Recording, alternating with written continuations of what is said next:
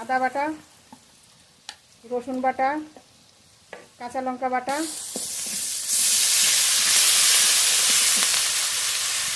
স্বাদ মতো লবণ দেওয়া আছে, আর অল্প একটু দেবো।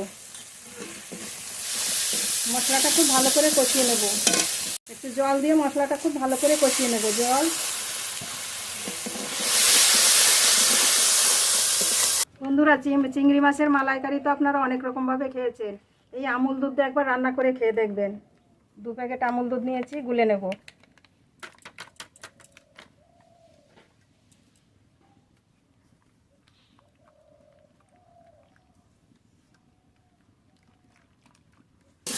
মশলা খুব ভালো কষানো হয়ে গেছে, মশলা থেকে তেলও ছেড়ে দিয়েছে। এরকম কম মশলা দিয়ে চিংড়ি মাছের মালাইকারি একবার রান্না করে খাবেন, খুব ভালো লাগবে। ভেজে রাখা চিংড়ি মাছ মশলার উপরে দিয়ে দেবো। এপাশ ওপাশ করে একটু নেড়ে নেব। নেড়ে নিয়েছি। গুলে রাখা আমুল দুধ দিয়ে দেবো।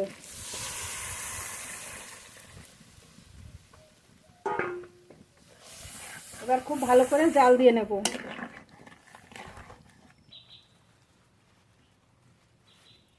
লাল শাকগুলো এবার কেটে নেব।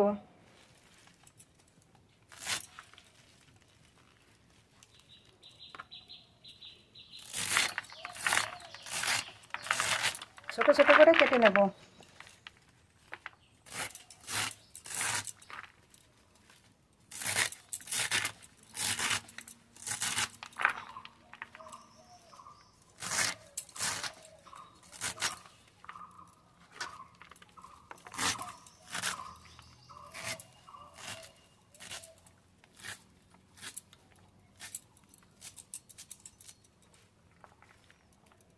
এই শাকগুলো একইভাবে কেটে নেব।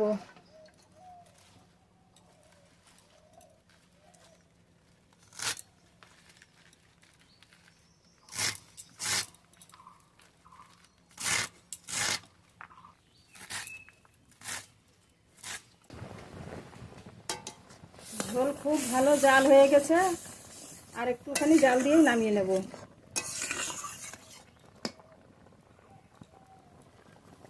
চিংড়ি মাছের মালাইকারি রান্না হয়ে গেছে, এবার নামিয়ে নেব।